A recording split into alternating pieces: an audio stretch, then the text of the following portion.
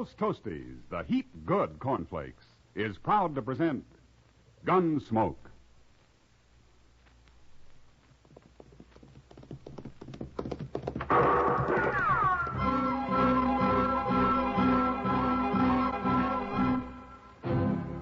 Around Dodge City and in the territory on west, there's just one way to handle the killers and the spoilers, and that's with a U.S. Marshal and the smell of Gunsmoke.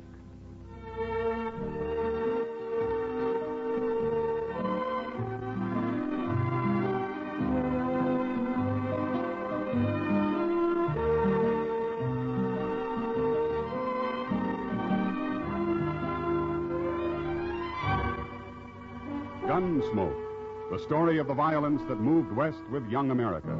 The story of a man who moved with it. Matt Dillon, United States Marshal. Say there, next time you hear a crackling noise in your kitchen, you better get up and investigate.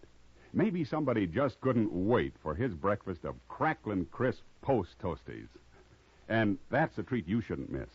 Post Toasties, you know, are the heap good cornflakes. Why, after one taste, I'll bet anything you'll agree with me. Post Toasties is just the best thing that's happened to corn since the Indians discovered it. There's nothing quite like sweet kernel corn flavor when it's toasted right in.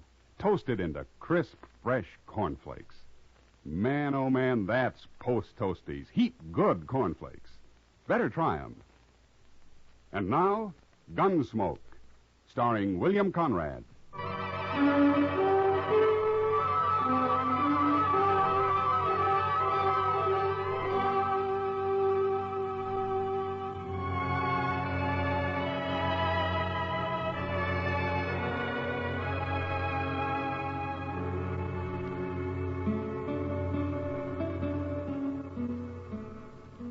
This ain't much of a room, Quarter. Take a look out the window. It ain't much of a town. Would need a whole lot more dust down there. You couldn't see Dodge at all. That'd be an improvement. But things will work out. They always have, haven't they? You got a short memory, Quarter. Didn't work out so good up in Deadwood. Well, at least we didn't get shot. Now, things will go better here. I hope so. What kind of lawman they got here, I wonder? Well, we'll soon find out. Ought to be along any minute now. I sent word we'd like to have a talk right away at the hotel here. By the way, Quarter, who's going to do the talking this time? I'll do it. It must be him. You let me handle this now, Duggan. Okay. Come in.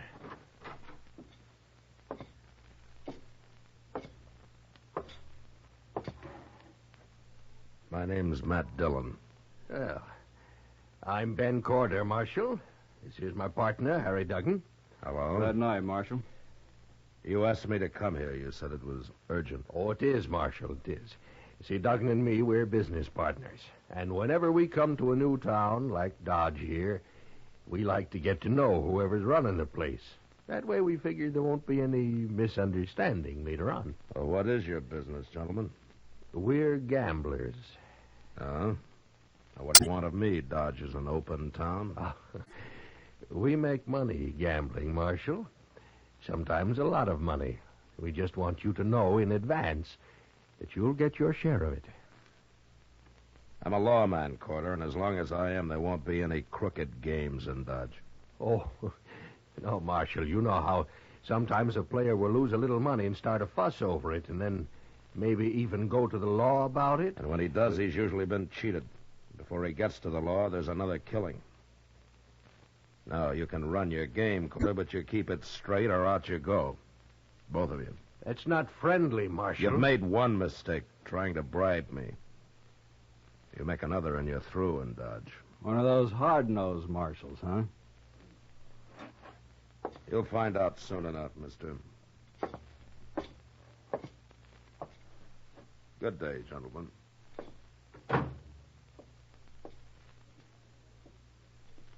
You handled him great, Corder. Just great. Now, don't be a fool.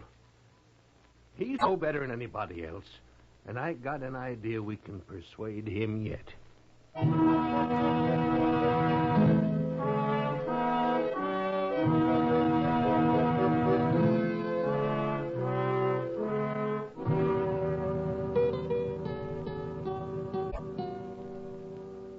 Chester, Yes, sir? how's the prisoner? Oh, he's all right, Mr. Dillon. Just sleeping off his drunk. Well, it's late. I think I'll get out of here and go to bed. Don't forget to put the lamp out before you leave the office, Chester. No, sir, I won't. Get out! You see anybody? You want a rifle? No. Stay where you are. All right, you can crawl over now and put that lamp out, huh? But stay low. Yes, sir.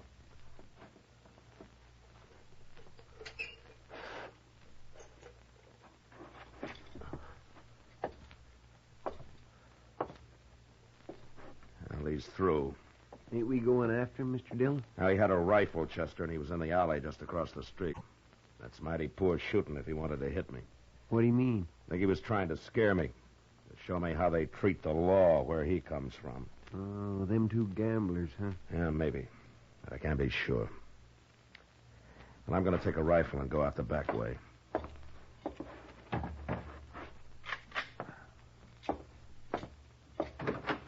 I'll see you tomorrow, Chester. Yes, sir.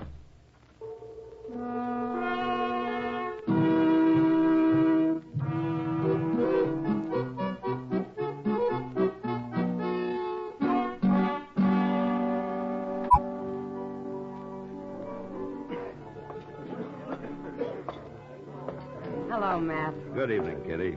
Sit down. Thanks. It's crowded in here tonight. I'll get you a drink. No, not now, huh? Chester was in earlier. He told me about your getting shot at last night. Well, I didn't get hit anyway. But you might have, especially a man with a rifle. Well, Kitty, I'll admit I don't like the idea of being ambushed. I prefer to do my fighting in the open. Oh, Matt. Why do you have to fight at all? Why can't you live like other men? Well, somebody has to enforce the law, Kitty.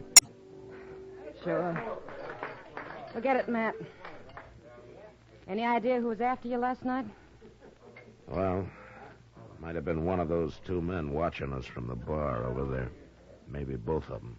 Oh? They look like gamblers to me. Yeah, they are. The one who's headed this way calls himself Ben Corder.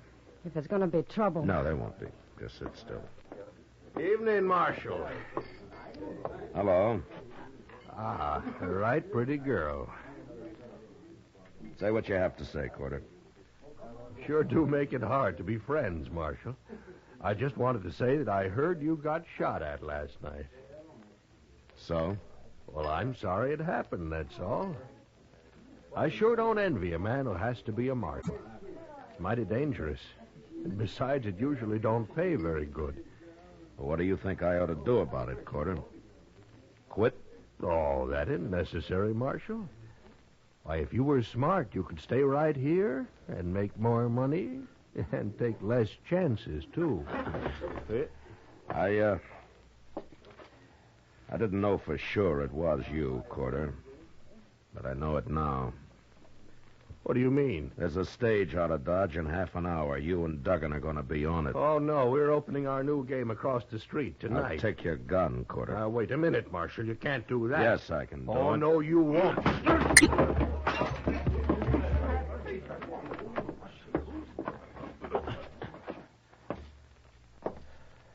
All right, Duggan. I want your gun next. Sure, Marshal. Sure. Turn around and put your hands on the bar.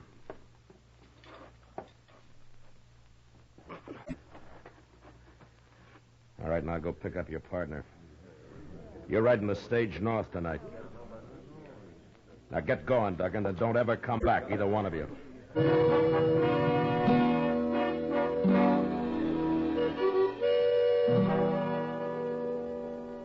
They got on the stage, all right. I was there to see them do it. And just before it pulled out, I unloaded their guns and tossed them into the floor inside.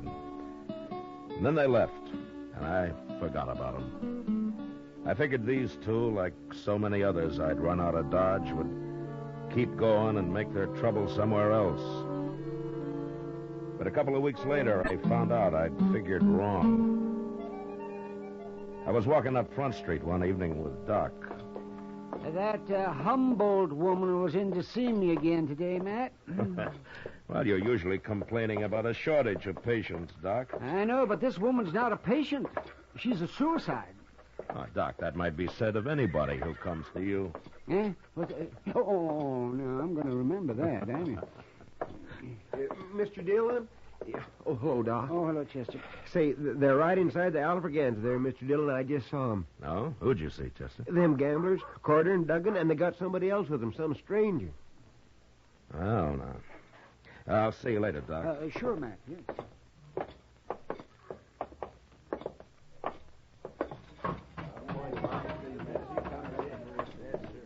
There they are, right down at the end of the bar there. All three of them. Well, I'll be. Here he is. Here he is, Toke. This is him. Wow. We're back, Marshal. And we brought a man with us to sort of look after our interests. You won't buffalo him so easy. Hello, Toke. You really Marshal here? Yeah? Why didn't they tell you? I didn't mention no name. What are you two talking about? What is this? Toke Marlin and I are old friends, Carter. We worked and rode a long time together. We went through quite a lot, didn't we, Toke? Too much. Remember? Yeah, I remember. You've sold your gun to these two. Is that right? That's right. So you're here to kill me? Yeah. I'm here to kill you.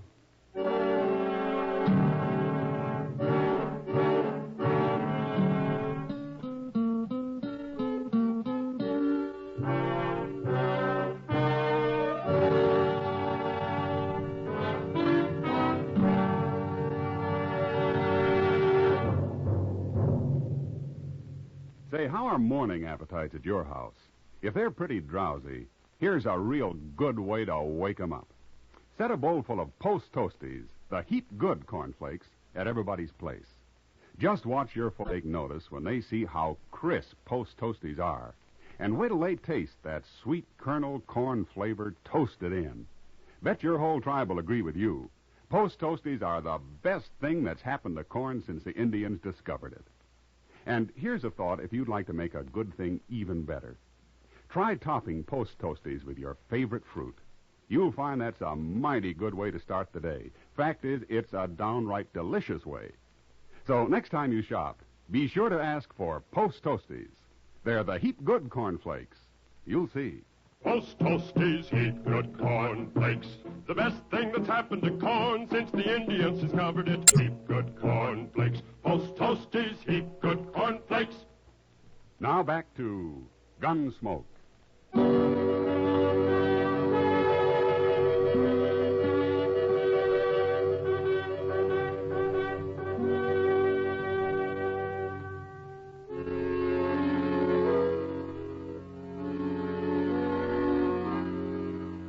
It was a bad feeling to meet Toke Marlin again after some 15 years and to have him standing at the bar of the Alfreganza, hired by a couple of crooked gamblers to kill me.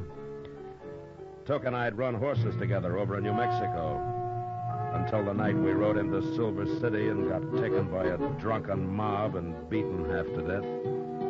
It didn't matter who they were after or why. The next day, when they found out that we weren't the men they wanted, it was too late. Something had gone wrong inside Toke. And as soon as he was able, he rode off without a word. I never saw him again. Until now. How long you been a marshal? Long time, Toke. I never figured lawman for much. I want to talk to you, Toke. Come on over to the table. Oh, no, you don't, Marshal. Shut up, No, you... Carter. Come on, Toke. Sit down. Is this your profession now? Shooting people? Oh, I gamble a little. Why do you do it, Toke? I don't like people much. Not after what happened in Silver City. You recovered from that beating? We both did. We were young. That was a long time ago. Maybe my memory is better than yours. No, that isn't it. We both changed after that, Toke. We sure did. But we changed in different ways. You hate everybody. I just hate mobs. I guess that's one reason I became a lawman. There was a lawman helping them that night in Silver City. He was the sheriff. There are good sheriffs and bad. Like marshals. I suppose. It's kind of too bad you're a marshal, Matt. You're going to go through with this anyway, is that it? I'll never back off from a fight.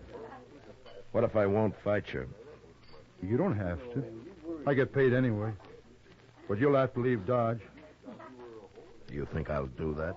No. But I'll give you 24 hours to think it over anyway. All right. That gives you 24 hours, too. I don't change. Talk's nothing to me. Money is, huh?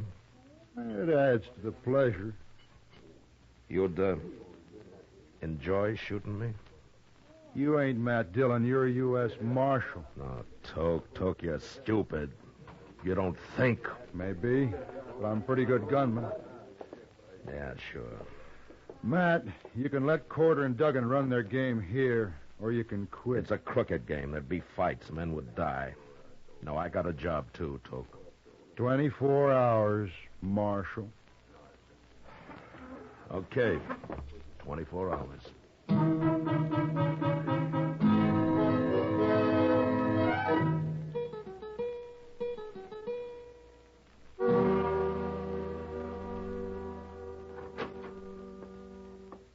Hello, Matt. Chester. Hello, Doc. Doc, You're looking mighty glum today, Matt. am I? You should be. Why? Well, I've been over to the Dodge House. Mr. Reisling's down with the gout again. And there's a lot of talk, Matt. I know you must have your reasons, but people are sure wondering what those two gamblers are doing back in town again. Well, that'll all be settled tonight, Doc. Well, I'm glad to hear it. Don't go to bed early, huh? We might need you. Yeah? A fight, man? Why, you didn't have any trouble with them before. Why, you... It was, oh, that other fella they brought with him. Yeah, that one. Ain't there no way at all to stop him, Mr. Dillon? I've been trying to think, Chester. If there's anything in this world I hate, it's a paid gunman. I got no use for a man that can be bought for money. Money's important to Toke, but I don't see how... You know where Toke is now? Well, he was in the Texas Trail a little while ago. Good. I'll be back later.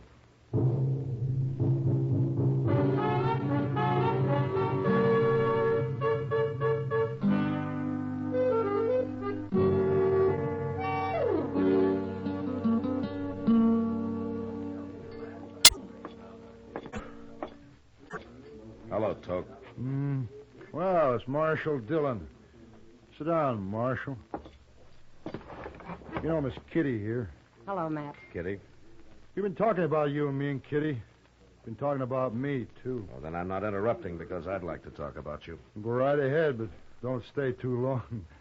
She's an awful pretty girl, Matt. Maybe I better leave. No, you stay right where you are. Anything the Marshal's got to say, we can all hear. You leave, I'll leave. It's up to you, Matt. It's all right, Kitty. Stay. Toke, what are they paying you to get rid of me? $700. What if I give you $700? How'd you shoot them? You don't care who you kill, do you? Don't matter much. No. All right, I'll give you $700 to clear out of here. Forget this whole business. You have changed, Matt. You sure never were a coward in the old days. Is that what you think? Well, so does Kitty, don't you, Kitty? Don't tell me what I think, mister. She's full of fire, Matt. She deserves a real man. Ah, No, I think I'll get my money from Corder and Duggan. I don't want to leave Dodge. Not till Kitty and me get a little better acquainted anyway. now I am leaving. You're no good, Toke. You're really no good at all anymore. Wait till 8 o'clock, Marshal. We'll see about it then. Sure.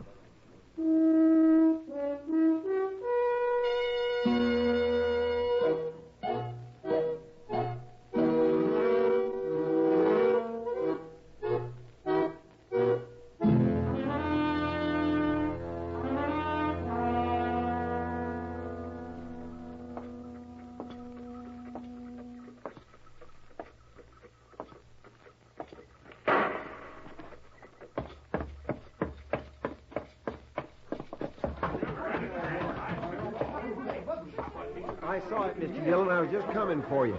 It was Toke Moreland.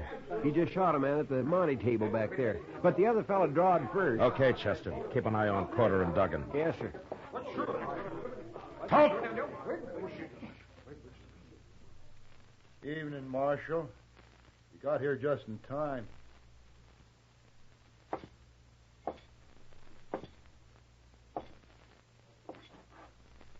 Did you kill that man, Toke? I killed him. Why?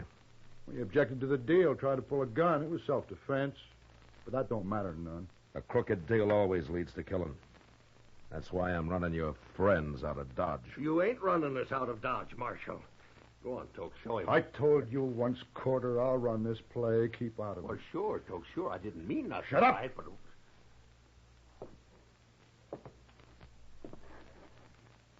I guess you ain't a coward after all, Matt. Then get out of Dodge. And take them with you. No. I'm going to try to kill me another lawman first. Okay, Toke. So long. So long, Marshal.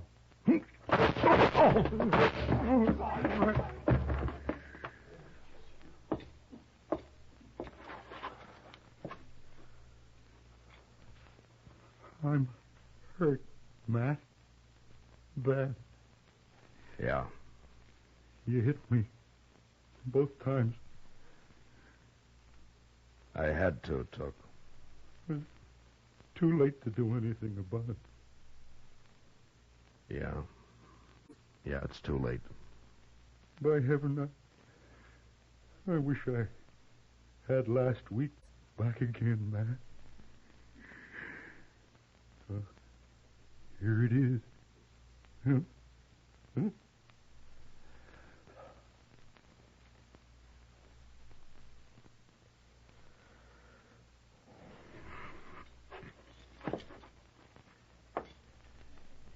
Quarter. Duggan. Get out of here. Any way you can, but fast. Sure, we're going. And if you come back with another gunman, I won't wait to shoot him. Now get away from me.